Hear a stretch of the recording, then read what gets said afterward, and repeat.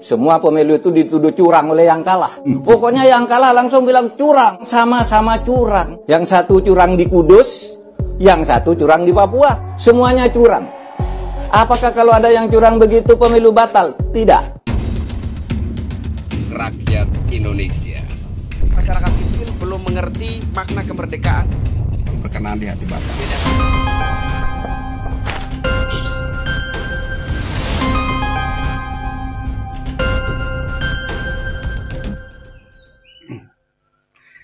Assalamualaikum warahmatullahi wabarakatuh. Salam sejahtera, shalom, Om Swastiastu, Namo Buddhaya, salam kebajikan.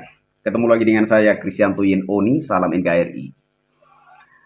Saudara-saudaraku sebangsa setanah air, kali ini saya ingin membahas tentang isu kecurangan. Tapi sebelumnya saya ingin menginformasikan kepada saudara-saudara yang mungkin punya basic musisi ya, atau yang punya afiliasi dengan studio rekaman tertentu. Jadi saya punya rencana, karena ada 2 lagu yang saya ciptakan tentang Presiden Jokowi, yaitu judulnya 100 Jokowi 1 dan 100 Jokowi 2. Saya kepengen lagu ini dirilis di momen pelepasan Presiden Insinyur Haji Joko Widodo, gitu ya, sebagai bentuk rasa terima kasih kepada Tuhan Yang Maha Esa karena telah memberikan kepada bangsa Indonesia seorang presiden yang begitu baik hati dan luar biasa, dan agar kita itu selalu terkenang jasa-jasa dan pekerjaan-pekerjaan baiknya Presiden Jokowi. Itu maksud dan tujuan saya. Jadi buat saudara-saudara yang mungkin punya basic musisi atau ada afiliasinya dengan studio rekaman tertentu, saya minta tolong ya, saya tidak minta bagian apa-apa jika lagu ini di-arrange ya. Saya hanya kepengen menyumbangkan lagu ini sebagai bentuk rasa syukur, rasa terima kasih saya, dan saya pikir sebagian besar rakyat Indonesia juga punya rasa syukur yang sama seperti saya kepada Tuhan Yang Maha Esa karena telah memberikan kepada bangsa Indonesia seorang presiden yang hebat. Cuma itu. Nah, sekarang tentang isu kecurangan. Ini menarik sekali ya. Memang ngeri-ngeri sedap juga sih isu kecurangan ini ya, karena fenomena seperti ini selalu mewarnai pesta demokrasi gitu ya. Jadi saya pikir kalau kita barisan pendukung Prabowo Gibran ini yang kemudian membantah, memberi klarifikasi, ya kan, itu otomatis akan dianggap hanya sebagai sebuah pembenaran gitu ya, dan kita itu dianggap berbangga di atas sesuatu yang tidak benar, ya kan. Saya sendiri secara pribadi ada beberapa teman yang mengatakan ke saya, katanya lebih baik kalah terhormat daripada menang dengan segala perbuatan tercela, dengan segala perbuatan kecurangan gitu kira-kira. Aduh, gimana ya? Tapi is okay, nggak apa-apa. Ya, kembali kita adalah negara demokrasi dan semua orang punya hak untuk berpendapat. Jadi kita sebagai barisan pendukung Prabowo Gibran sebaiknya kita jangan terpancing untuk nanti malah membuat bumerang bagi diri kita sendiri. Saya pikir seperti itu ya. Tapi yang menarik menurut saya adalah jejak digital Pak Mahfud MD ketika menanggapi isu kecurangan di pemilu Pilpres 2019 yang lalu. Ini menurut saya sangat menarik dan masih relevan, bahkan relevan untuk pesta demokrasi kapanpun, saya pikir begitu. Baik untuk pesta demokrasi Pilpres 2019, pemilu Pilpres 2024, bahkan untuk Pilpres-Pilpres yang akan datang, pernyataan Pak Mahfud MD menanggapi isu kecurangan ini relevan untuk semua waktu, saya pikir begitu ya. Oke, kita simak dulu begini pernyataan Pak Mahfud MD ketika menanggapi isu kecurangan pada Pilpres 2019 yang lalu. Silakan disimak. Coba ini. Nanti yang akan Anda hadapi sesudah pemilu, sesudah pemungutan suara itu, tidak akan sampai 2 hari. Besoknya sudah akan muncul isu curang. Semua pemilu itu dituduh curang oleh yang kalah. Saya menjadi hakim ketika menghadapi kasus-kasus seperti itu. Pokoknya yang kalah langsung bilang curang, kita ke pengadilan. Sesudah diperiksa oleh pengadilan, kontestannya itu tidak curang. Yang curang itu di bawah. Dan curang di bawah itu adalah silang, sama-sama curang. Yang satu curang di Kudus, yang satu curang di Papua. Sama aja, yang satu sudah dihukum, yang satu masih diproses polisi. Semuanya curang. Apakah kalau ada yang curang begitu pemilu batal? Tidak. Pemilu atau hasilnya bisa dinyatakan batal manakala kecurangan itu signifikan. Kalau Anda kalah 5 juta suara tetapi bisa membuktikan hanya 1.500 suara, maka ya Anda tetap kalah. Itu pedomannya. Karena kalau berpikir, wah ini hak konstitusional, satupun suara curang harus dibatalkan, tidak akan pernah ada pemilu selesai. Oleh sebab itu hukum lalu mengatur, curang itu pasti ada, tetapi harus signifikan. Nah itulah yang akan dihadapi oleh KPU. Hadapi aja ini, pasti Anda besok akan dituduh curang. Oke, keren sekali, keren sekali.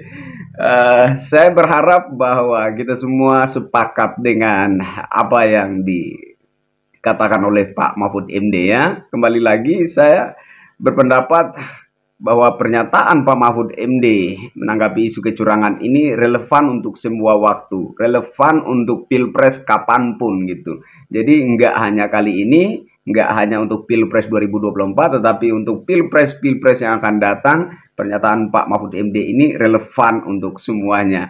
Jadi saya pikir apa yang dikatakan oleh Pak Mahfud MD ini merupakan sebuah kenyataan. Ini tidak mengada-ngada menurut saya, karena fenomena kecurangan atau curang-mencurangi di lapangan, di TPS, itu sudah menjadi suatu fenomena yang katakanlah lumrah, yang selalu mewarnai pesta demokrasi, Pilpres, kapanpun. Saya pikir seperti itu. Jadi bukan hanya satu kubu atau satu pihak saja yang melakukan itu, gitu. Jadi terkait politik uang, terkait coblos-mencoblos mendahului atau mencoblos lebih dari satu surat suara, mencoblos banyak suara untuk satu pasangan capres-cawapres saja. Ini sudah semacam hal biasa gitu ya.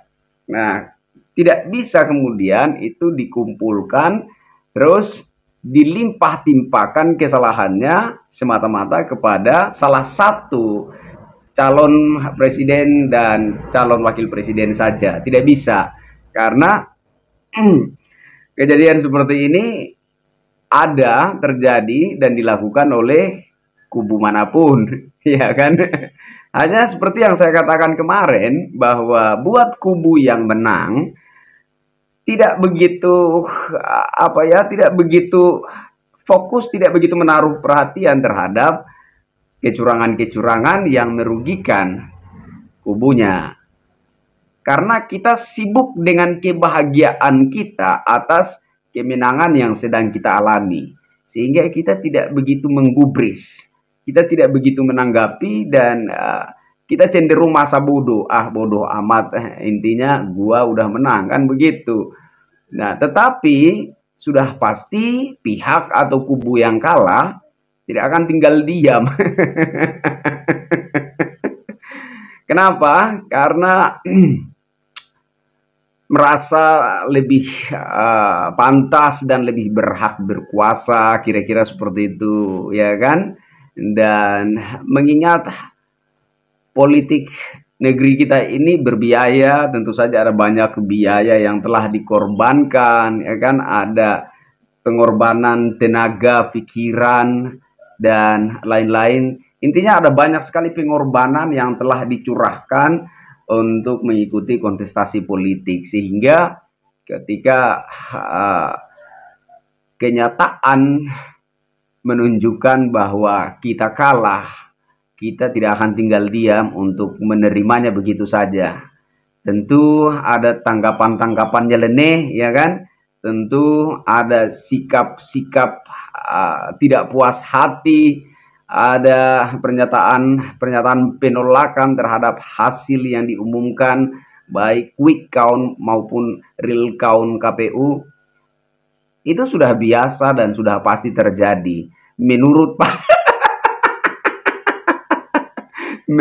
Pak Mahfud MD, ya. Jadi ketika itu Pak Mahfud MD mengatakan tidak perlu menunggu 2-3 hari lagi, ya. Ketika pengumuman cawapres mana yang menang dan mana yang kalah, kemudian akan langsung berhembus dan dihebohkan tentang isu kecurangan ini. Nah, saya pikir apa yang dikatakan Pak Mahfud MD ini memang benar-benar berdasarkan kenyataan. Bahkan ada yang lebih luar biasa lagi, jauh hari sebelum Pilpres dilaksanakan, kecurangan sudah terjadi.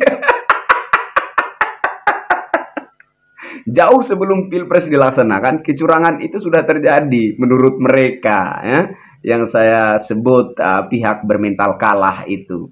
Bahkan Pilpres belum dilaksanakan, mereka sudah menganggap bahwa kecurangan sudah terjadi gitu. Padahal menurut logika berpikir yang sehat, menurut saya, mau sebuah pertarungan itu dilakukan dengan jujur dan adil, ataupun ada indikasi kecurangan, itu baru dapat dilihat dan diamati ketika pertarungan itu usai, ketika pertarungan itu selesai.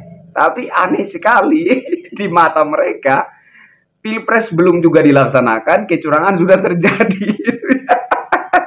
Ya begitulah buat pihak yang bermental kalah. Dan menurut saya itu hal yang wajar-wajar saja dan patut kita maklumi. Ya enggak sih? Jadi saudara-saudaraku, terkhususnya barisan pendukung pasangan Capres-Cawapres 02 atau Prabowo Gibran, jangan pula kita terpancing dan kemudian nanti menjadi bumerang bagi diri kita sendiri. Abaikan saja nyinyiran-nyinyiran dari pihak yang kalah. Ya, diabaikan saja, nggak apa-apa. Biar mereka nyinyir, ya, biar mereka menggerutu untuk mengobati rasa sakit hatinya. Untuk mengobati rasa sakit hatinya karena kalah itu, ya. Jadi kita maklumi, ya, anggap saja itu hal yang wajar. Jadi biarkan saja. Hargai nyinyiran mereka, pendapat mereka, hargai saja. Begitu ya, saudara ya. Intinya bahwa kita sudah menang, dan berdasarkan pernyataan Pak Mahfud MD bahwa isu kecurangan tidak bisa serta-merta membatalkan hasil Pilpres. Itu intinya menurut saya. Ya enggak? Oke, jadi karena Presiden Jokowi sudah mengucapkan selamat, ya, Presiden Jokowi sudah lebih dahulu mengucapkan selamat kepada Pak Prabowo dan Mas Gibran sebagai pasangan Capres-Cawapres yang memenangkan Pilpres 2024 ini. Saya secara pribadi juga kepengen mengucapkan selamat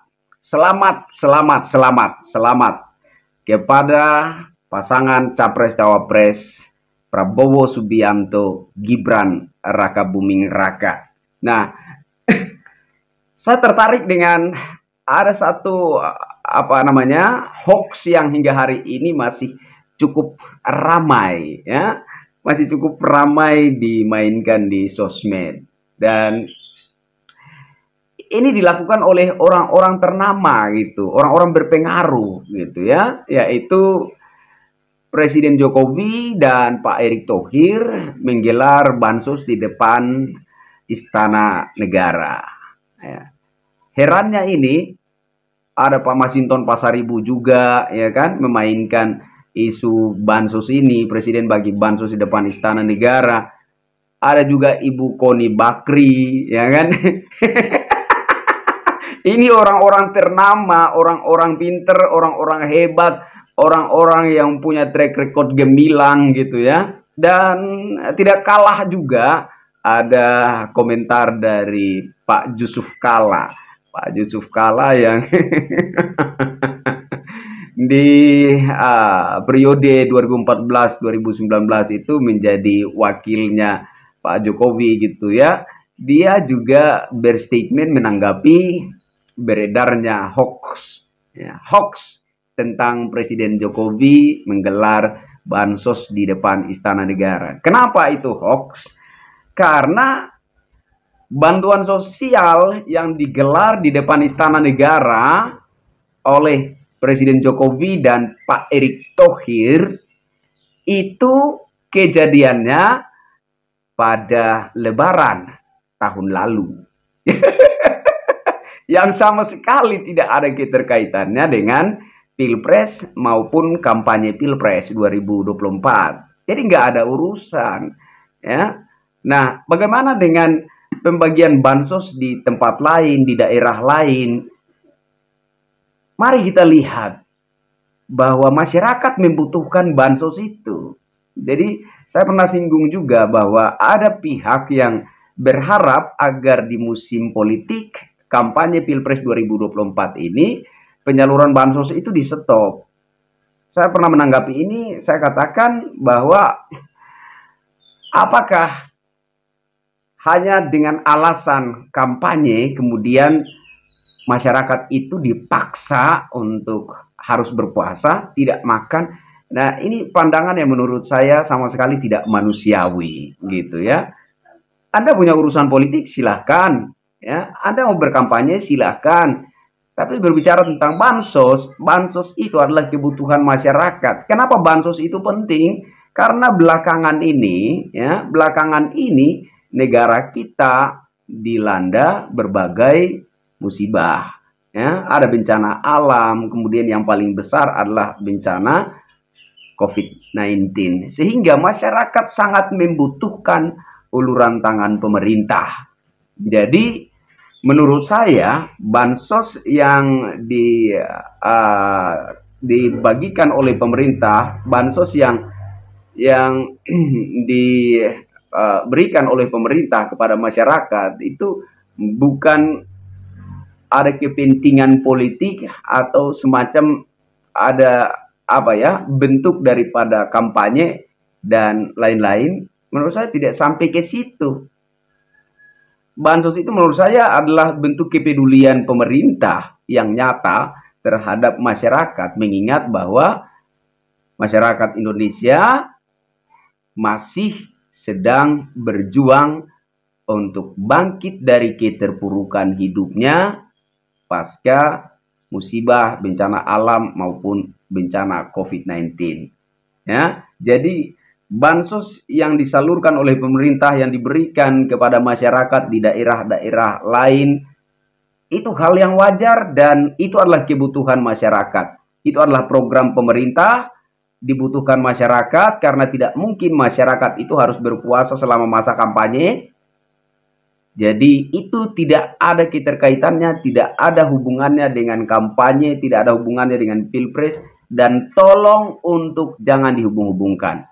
Karena tidaklah mungkin masyarakat harus disuruh tahan lapar, masyarakat harus disuruh berpuasa di musim kampanye atau Pilpres ini. Saya pikir begitu. Nah, sekali lagi saya pertegas bahwa Presiden Jokowi membagikan bansos di depan istana itu adalah hoax. Hoax kenapa? Karena kejadian itu adalah pada Lebaran 2023. Tidak ada kaitannya dengan kampanye, tidak ada kaitannya dengan Pilpres 2024. Saya pikir ini bisa dimengerti dengan sederhana. Saya Krisyanto Yenoni, sampai ketemu lagi dengan saya di tayangan berikutnya. Wassalamualaikum warahmatullahi wabarakatuh. Salam sejahtera. Shalom. Om Santi Santi, Santi Om, Namo Buddhaya. Salam kebajikan. Salam NKRI.